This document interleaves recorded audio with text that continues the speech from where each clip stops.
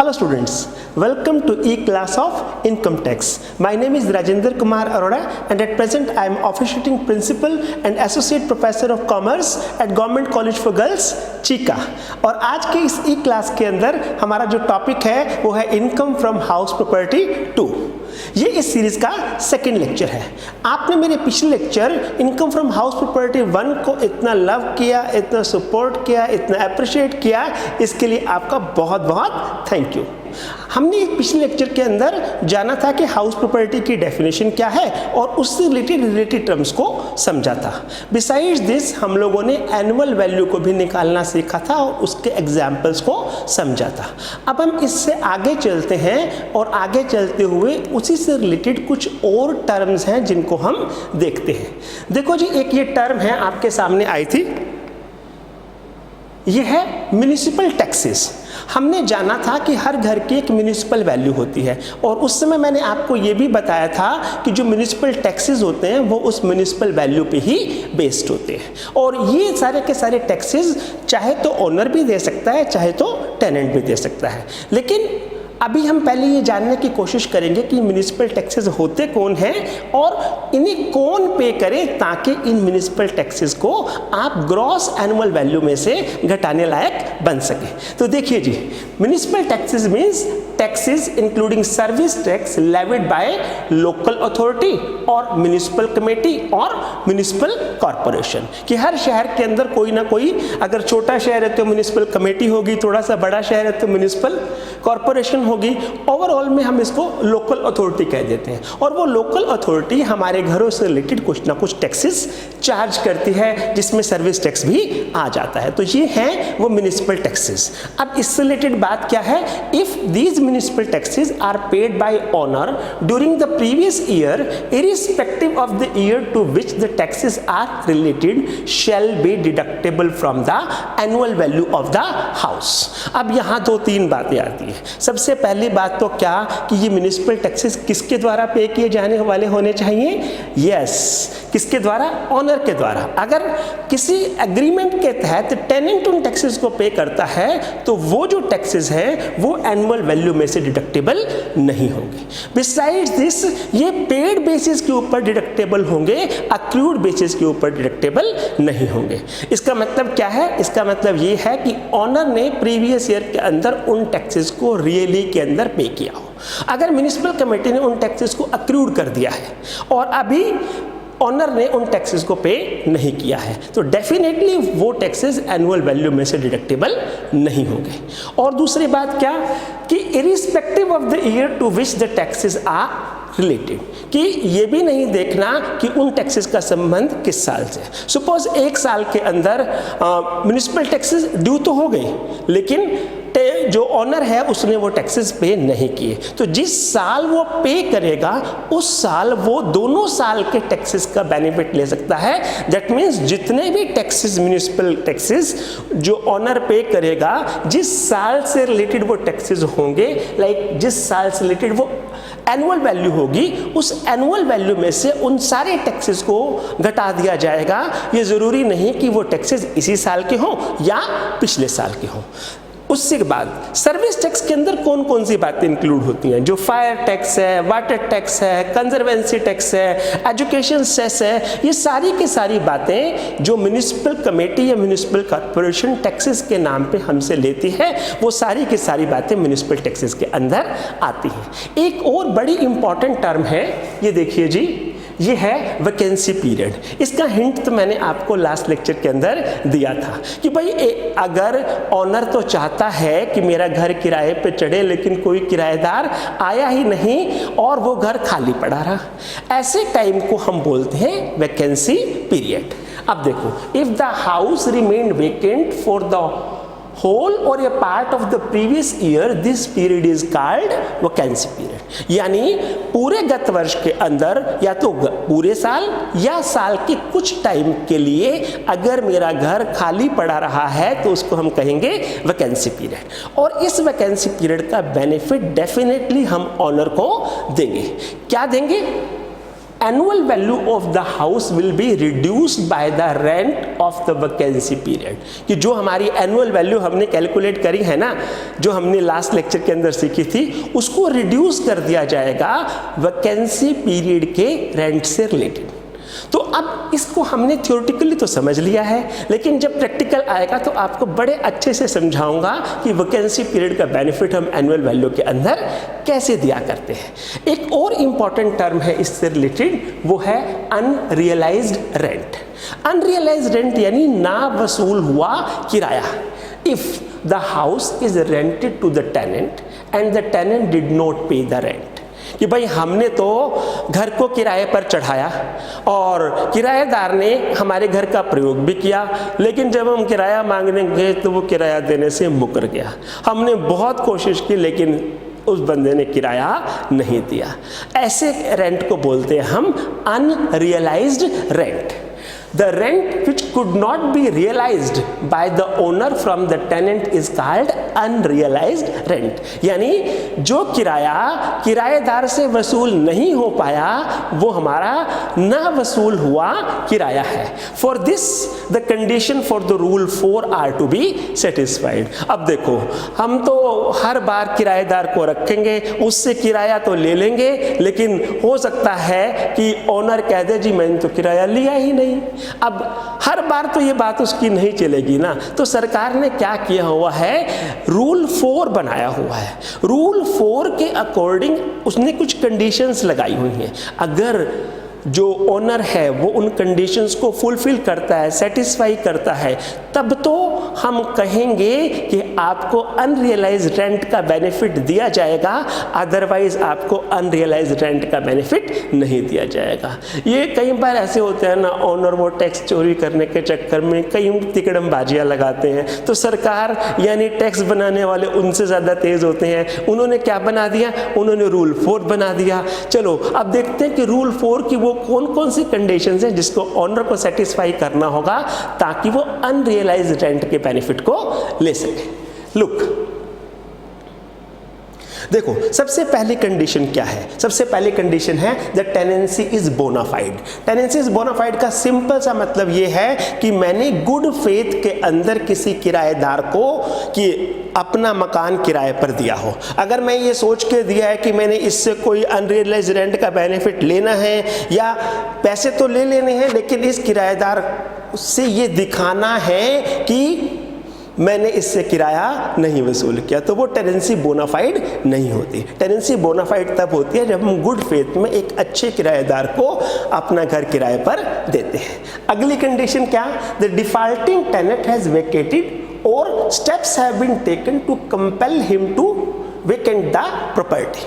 देखो जी, या तो हमने किराएदार को अपने घर से बाहर निकाल दिया हो, या फिर उसको घर से बाहर निकालने के लिए जितने भी इम्पोर्टेंट स्टेप्स हैं वो हम ले चुके हों। कई बार जो कानून है वो किराएदार को प्रोटेक्ट कर देता है और कोर्ट से वो ऑर्डर ले आता है कि भाई आप एकदम से किराएदार को मकान से बाहर नहीं निकाल सकते, लेकिन बीइंग ऑनर मैंने या तो उससे घर खाली करवा लिया हो और या फिर घर खाली करवाने से रिलेटेड जितने भी स्टेप्स हैं वो उठा लिए हों।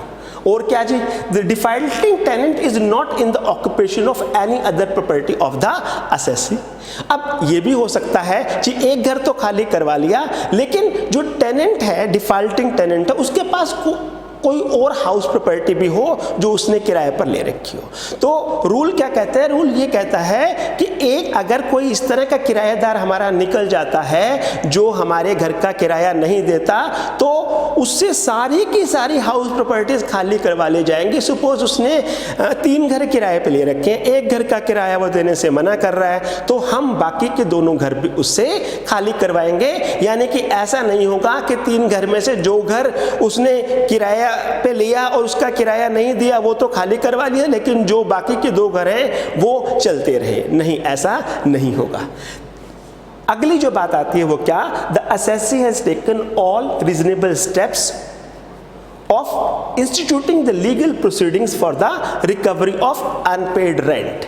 ये जो सबसे आखिरी और इम्पोर्टेंट बात है वो ये कि भाई मेरे को न सिर्फ घर खाली करवाना है बल्कि उसे जो ना वसूल हुआ किराया है उसको लेने के लिए जो लीगल प्रोसीडिंग्स हैं, यानी उसके खिलाफ मुकदमा भी दायर करना होगा। तो ये सारे के सारे काम अगर मैं कर लेता हूं तो मैं कहा जाता है कि भाई मैंने रूल 4 की सारी कंडीशंस को पूरा कर लिया है। और अगर रूल 4 की सारी कंडीशन सेटिस्फाई हो जाती हैं तो डेफिनेटली ऑनर को उस अनरियलाइज्ड रेंट का बेनिफिट मिलेगा।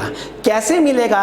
चलिए अब हम एक बड़ा सा प्रोफार्मा देखते हैं। ये प्रोफार्मा हमें गाइड करेगा कि हमें इनकम टैक्स के हिसाब से इनकम टैक्स एक्ट के अकॉर्डिंग हाउस प्रॉपर्टी की वैल्यूएशन को कैसे कैलकुलेट करना है। Look at this format for computation of annual value.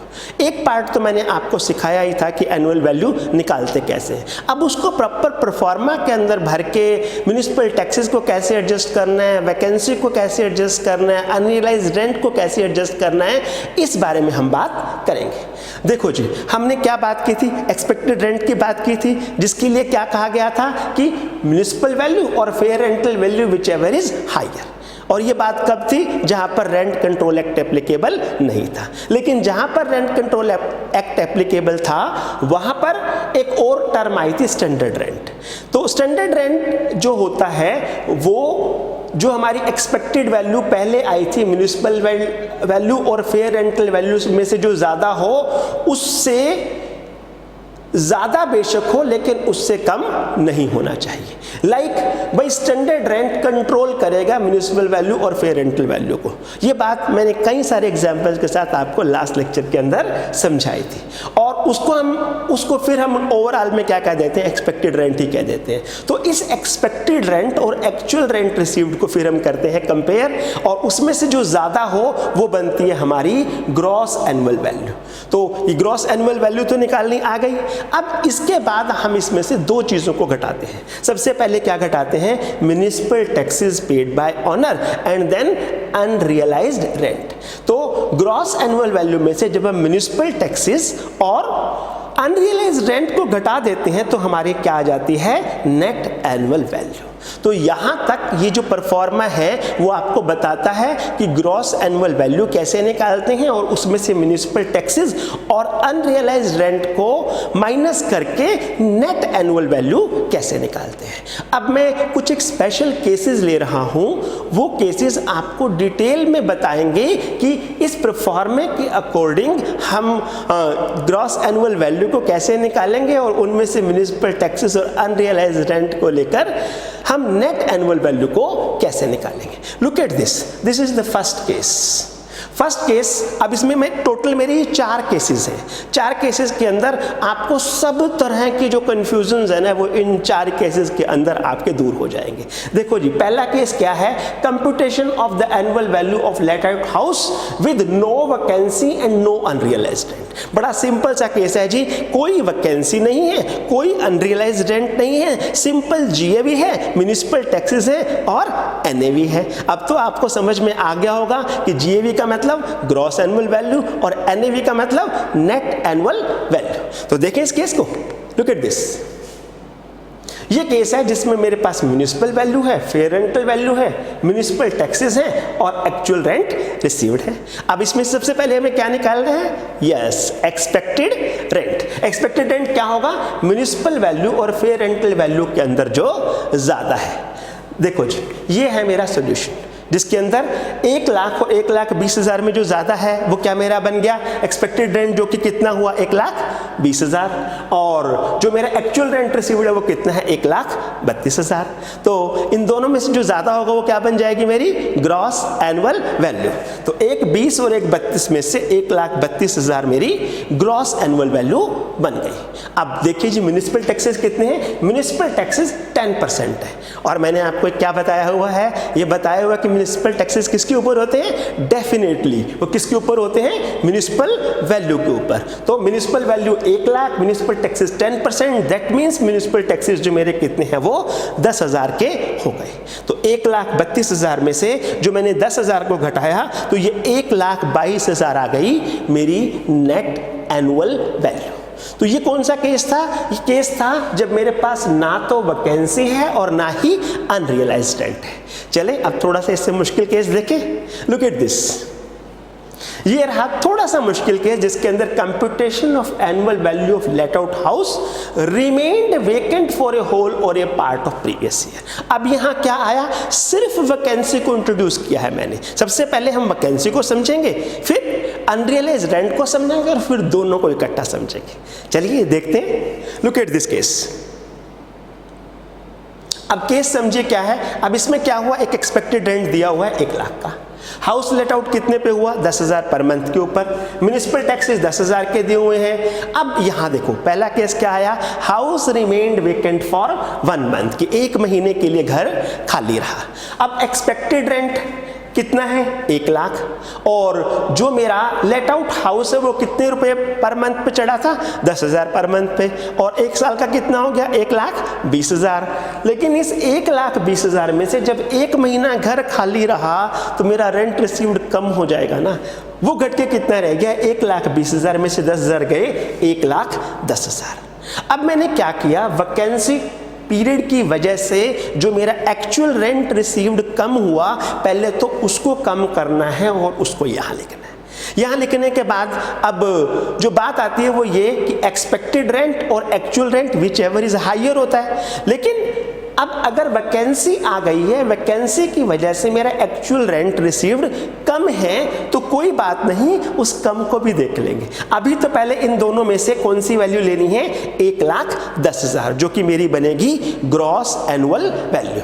और उसमें से 10,000 रुपए के म्युनिसिपल टैक्सेस अगर हम घटा देते हैं तो 1,00,000 रुपए की मेरी नेट एनुअल वैल्यू आ गई। तो बड़ा सिंपल सा केस था। अब थोड़ा सा इस केस में ट्विस्ट डालता हूं। ट्विस्ट क्या है कि सारा का सारा केस सेम, लेकिन इस केस के अंदर अब मेरा वैकेंसी पीरियड जो पहले कहीं 1 महीने का था वो बढ़कर कितने महीने का हो गया, 3 महीने का हो गया। अब अगर ये 3 महीने का हो गया तो कुछ ना कुछ तो कैलकुलेशंस में गड़बड़ होगी। लेट अस सी।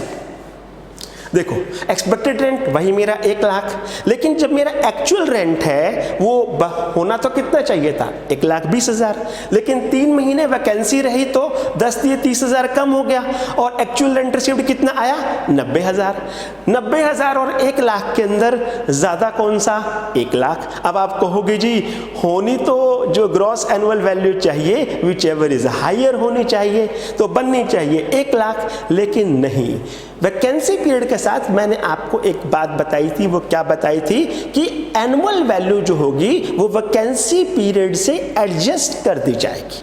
एडजस्ट कैसे कर दी जाएगी कि अगर मेरा वैकेंसी पीरियड ज़्यादा है और मेरा एक्चुअल रेंट रिसीव्ड कम आता है, तो जितना भी आता है उतनी मेरी gross annual value of the house होगी। यानी वैकेंसी की वजह से अगर मेरी जीएवी कम हो रही है तो डेफिनेटली हम उसको कम करेंगे और ओनर को उस वैकेंसी का बेनिफिट देंगे। तो ऐसे में जो 90,000 है वो मेरी ग्रॉस एनुअल वैल्यू होगी, 1,00,000 रुपए मेरी ग्रॉस एनुअल वैल्यू नहीं होगी। समझ आ गया ना। और उसमें से सिंपली हम 10% के म्युनिसिपल टैक्सेस को घटा देंगे, और घटा देंगे तो जो मेरी नेट एनुअल वैल्यू आ गई वो कितनी आ गई, 80,000। तो यहां पर आपने वैकेंसी के दोनों केसेस को समझा, जहां 1 महीने की वैकेंसी थी और जहां 3 महीने की वैकेंसी थी। अब थोड़ा सा हम इससे एक स्टेप आगे चलते हैं। Look at this, computation of the annual value of let out house with no vacancy but yes there is unrealized rent। हम एक एक करके सारी कंसेप्ट्स को समझ रहे हैं।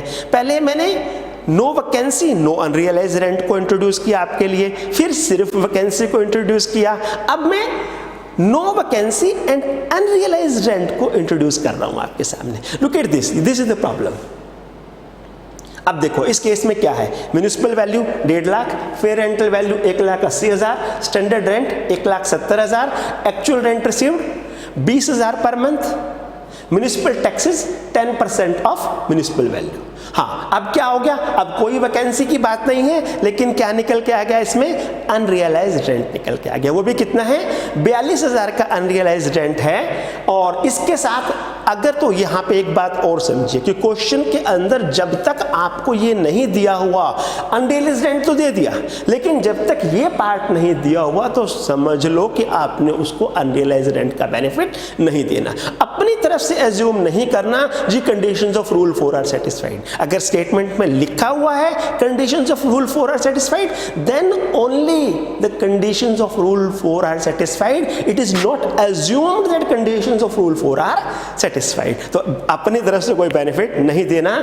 स्टेटमेंट या क्वेश्चन के अंदर ये बात लिखी होनी बहुत ज्यादा जरूरी है अगर आपने ऑनर को अनरियलाइज्ड रेंट का बेनिफिट देना है तो। अब देखो हम क्या निकालते हैं, एक्सपेक्टेड रेंट को निकालें। क्या तरीका था, म्युनिसिपल वैल्यू और फेयर रेंटल वैल्यू में जो ज्यादा हो, 150 और 180 में कौन से ज्यादा?